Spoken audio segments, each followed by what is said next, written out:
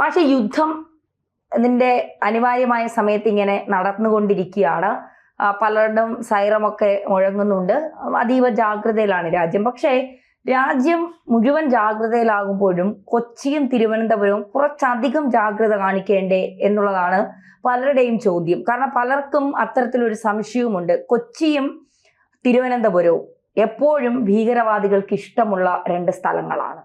ഈ യുദ്ധ സാഹചര്യത്തിൽ സമാനമായ ഒരു സാഹചര്യം നിലനിൽക്കുമ്പോൾ കൊച്ചിക്കാരും തിരുവനന്തപുരത്തുകാരും ശ്രദ്ധിക്കേണ്ടതിന്റെ ആവശ്യകത ഉണ്ടോ?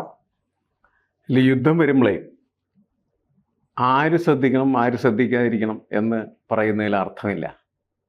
കാരണം യുദ്ധം വരുമ്പോൾ യുദ്ധത്തിൽ പങ്കാളികളാവുന്ന രാഷ്ട്രങ്ങളിലുള്ള മുഴുവൻ സാധാരണക്കാരുടെയും ജീവിതം ഏത് സമയത്ത് വേണമെങ്കിലും ബലൂൺ പൊട്ടിത്തെറിക്കുന്ന പോലെ പൊട്ടിത്തെറിക്കാം. അതുകൊണ്ടാണ് യുദ്ധത്തിനെതിരെ പൊതുവെ ഒരു മാനസികാവസ്ഥ അല്ലെങ്കിൽ മനുഷ്യത്വം എന്ന് പറയുന്നത് എപ്പോഴും ഉയരാറുണ്ട്. യുദ്ധം തുടങ്ങുന്ന സമയത്തല്ല അത് വരുന്നത്. യുദ്ധം ആരംഭിച്ച് കുറേ നാൾ നമ്മളിങ്ങനെ യുദ്ധത്തിലൂടെ സഞ്ചരിക്കാൻ തുടങ്ങിയാൽ നമ്മുടെ ജീവിതം ദുരിതമയമായി മാറും.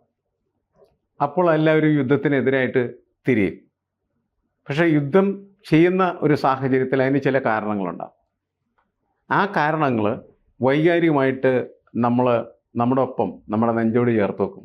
ഇവിടെ പഹൽഗാമിൽ നടത്തിയ ഭീകര പ്രവർത്തനം, ഭീകര ആക്രമണവുമാണ് യഥാർത്ഥത്തിൽ നമ്മളെ ഒറ്റക്കെട്ടാക്കി നിർത്തി നമ്മളെ യുദ്ധവാദികളാക്കി മാറ്റിയത്. യുദ്ധം ചെയ്യൂ എന്ന് ഇന്ത്യയോട്, ഇന്ത്യൻ പട്ടാളത്തിനോട്, ഇന്ത്യൻ ഭരണകൂടത്തോട് ആവശ്യപ്പെടുന്ന തരത്തിലുള്ള ഒരു മാനസികാവസ്ഥ ഇന്ത്യയിൽ നിർമ്മിക്കപ്പെട്ടിരുന്നു. അതിൻ്റെ ഫലമായി അവസാനം യുദ്ധം ചെയ്യാതിരിക്കാൻ പറ്റാത്ത ഒരു സാഹചര്യത്തിലേക്ക് ഇന്ത്യ എത്തിയപ്പോഴാണ് പാകിസ്ഥാനെതിരെ ആക്രമണങ്ങൾ നമ്മൾ ആരംഭിക്കുന്നത്. അതും ഒരു മുന്നറിയിപ്പിനപ്പുറത്തേക്ക് പോകണ്ട എന്ന ഒരു ശ്രദ്ധ അതിൻ്റെ അകത്തുണ്ടായിരുന്നു. ഇപ്പോഴും അത് തുടരുക. പക്ഷേ ഇങ്ങനെ തുടരുന്ന സമയത്തും ഇന്ത്യയുടെ എല്ലാ ഭാഗത്തും ജീവിക്കുന്ന, എല്ലാ സംസ്ഥാനത്തും ജീവിക്കുന്ന മനുഷ്യർ വളരെ കരുതലോടെയിരിക്കണം എന്ന് മുന്നറിയിപ്പ് ലഭിക്കുന്നുണ്ട്. പ്രത്യേകിച്ച് അതിർത്തി പ്രദേശങ്ങളിൽ. അപ്പോൾ നമ്മൾ കരുതുന്നതെന്ന് വെച്ചാൽ അതിർത്തി പ്രദേശത്തുള്ള ആൾ മാത്രം ശ്രദ്ധിച്ച പോരെ, നമുക്കെന്താ കുഴപ്പം, കേരളം എന്ന് വെച്ചാൽ വളരെ അകലെയാണ് എന്ന ഒരു വിശ്വാസത്തിലാണ് നമ്മൾ ജീവിക്കുന്നത്. അപ്പോൾ അതുകൊണ്ട് നമുക്ക് ഇന്ത്യയും പാകിസ്ഥാനും തമ്മിൽ യുദ്ധം ഉണ്ടാവില്ല, പ്രശ്നം ഉണ്ടാവില്ല എന്ന് കരുതുന്ന ഒരു മനസ്സ് നമുക്കുണ്ട്. പക്ഷെ അത് പോരാ. കാരണം എന്ന് വെച്ചാൽ 1971 തന്നെ യുദ്ധം നടക്കുമ്പോൾ പാകിസ്ഥാൻ കൊച്ചിയിൽ കൊണ്ടുപോയി ബോംബിട്ടു എന്നുള്ള കാര്യം നമ്മൾ മനസ്സിലാക്കേണ്ടത്. അന്ന് ആ ബോംബ് പൊട്ടിയില്ല. കാരണം അത് വന്ന് പതിച്ചത് ഏതോ ചതുപ്പ് നിലത്തായിരുന്നു. കേരളീയരുടെ മഹാഭാഗ്യത്തിന് ദൈവം ചതപ്പിൻ്റെ രൂപത്തിൽ പ്രത്യക്ഷപ്പെടുകയാണ്. അങ്ങനെ ആ ചതപ്പ് സ്വീകരിച്ച് പിന്നീട് അതിനെ നിർവീര്യമാക്കുകയാണ് നമ്മൾ ചെയ്തത്. അങ്ങനെ നമ്മൾ അതിനകത്ത് രക്ഷപ്പെടുകയാണ് ചെയ്തത്. പക്ഷേ ആ വീഴ്ച എന്നും നമ്മളുടെ മനസ്സിലുണ്ടാവണം. കാരണം എപ്പോൾ ആണെങ്കിലും ഇത് വന്ന് വീണ്ടും വീഴാം.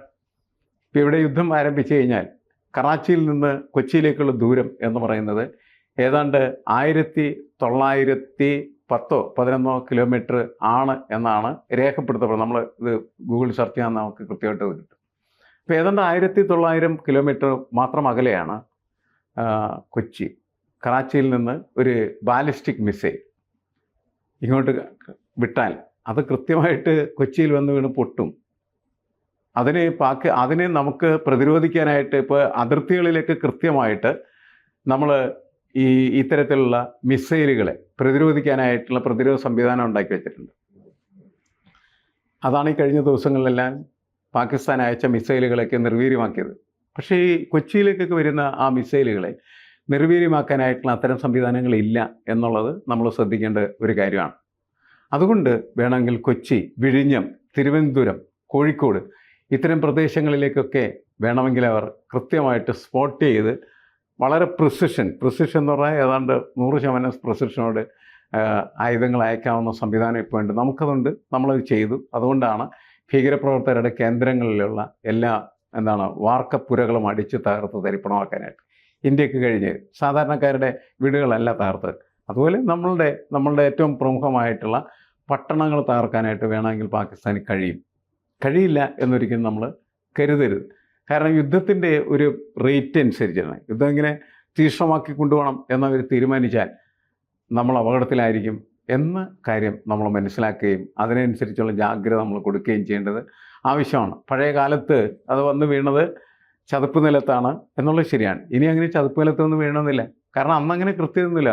വളരെ ഉയരത്തിൽ ആകാശത്തിൽ വിമാനത്തിൽ കൊണ്ടുവന്ന ബോംബാണ് അവരന്ന് കൊച്ചിയിലിട്ടത്. അപ്പോൾ വളരെ ഉയരത്തിൽ നിന്ന് ഇട്ടത് കൊണ്ടാണ് ഉന്നം തെറ്റിപ്പോയതെന്നാണ് നമ്മൾ മനസ്സിലാക്കേണ്ടത്. ഇപ്പോൾ അങ്ങനെയല്ലേ, ഇപ്പോൾ അവിടെ നിന്ന് മിസൈൽ ഇങ്ങോട്ട് അയക്കാം. ഭൂഖണ്ഡാന്തര മിസൈലുകളും ബാലിസ്റ്റിക് മിസൈലുകളൊക്കെ ഉള്ള ഒരു കാലത്താണ് നമ്മൾ ജീവിച്ചുകൊണ്ടിരിക്കുന്നത്.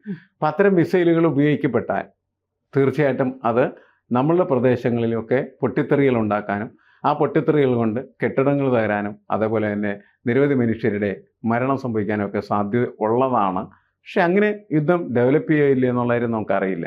ഇപ്പോഴുള്ള ഒരു സാഹചര്യത്തിൽ അതിനുള്ള സാധ്യത കുറവാണ് എന്ന് തന്നെയാണ് നമ്മൾ വിലയിരുത്തുന്നത്. പക്ഷേ യുദ്ധം അതിൻ്റെ എല്ലാ സെൻസിലും പ്രവർത്തിക്കാനായിട്ട് തുടങ്ങിയാൽ പിന്നെ നമ്മുടെ ജീവിതം എന്ന് പറയുന്നത് ദുസ്സഹമായി തീരും എന്നുള്ള കാര്യത്തിൽ തർക്കമില്ല. പക്ഷേ ഈ വിഴിഞ്ഞം അന്താരാഷ്ട്ര തുറമുഖം എന്ന് പറയുന്നത് ദേശീയ ശ്രദ്ധ പിടിച്ചു പറ്റിയ ഒരു തുറമുഖമാണ്.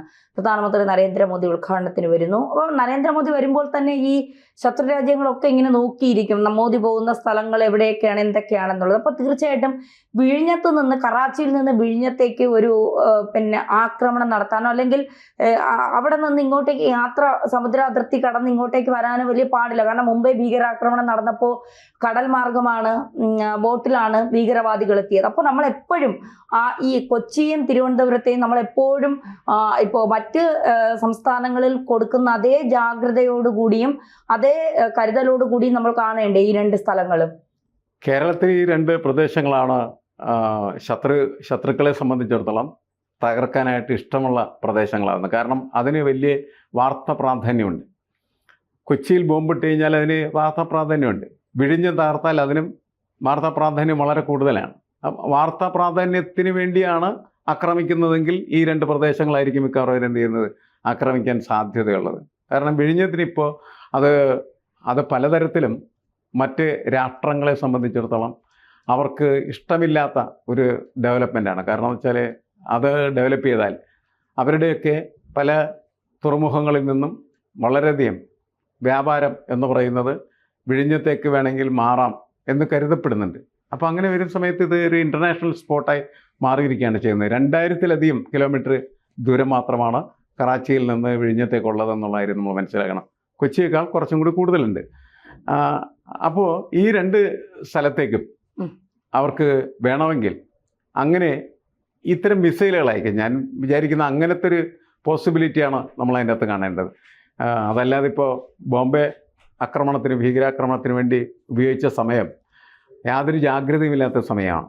ഇത് യുദ്ധ ജാഗ്രതയിൽ നിൽക്കുകയാണ്. നമ്മളുടെ സമുദ്രാതിർത്തി നമ്മളെ കണ്ണിൽ എണ്ണ ഒഴിച്ച് കാത്തിരിക്കുകയാണ് ചെയ്യുന്നത്. ഒരുത്തിനും ഒരു പൂച്ചക്കുട്ടിക്ക് പോലും അതിലൂടെ ഇപ്പോൾ കടന്നു വരാൻ പറ്റാത്ത തരത്തിൽ അത്ര പെർഫെക്റ്റായിട്ട് അടച്ചു വെച്ചിരിക്കുകയാണ്. അതുകൊണ്ട് സമുദ്രാതിർത്തിയിലൂടെ ഒരു ആക്രമണം നമ്മുടെ പ്രദേശത്തുണ്ടാകാനുള്ള സാധ്യത കുറവ് തന്നെയാണ് എന്നാണ് കരുതുന്നത്. പക്ഷേ ഇങ്ങനെയുള്ള ഈ ബാലിസ്റ്റിക് മിസൈലുകളും അതുപോലെ തന്നെ ഭൂഖണ്ഡാന്തര മിസൈലുകളൊക്കെ ഉപയോഗിച്ചിട്ടുള്ള ആക്രമണം നടത്താൻ അവർ തീരുമാനിച്ചാൽ അതിന് ചെറിയ സാധ്യതകൾ ഇല്ലാതില്ല. അത് നമ്മുടെ പ്രദേശം മുഴുവൻ തകർത്ത് കളയാനായിട്ട് കെൽപ്പുള്ളതായിരിക്കുകയും ചെയ്യും.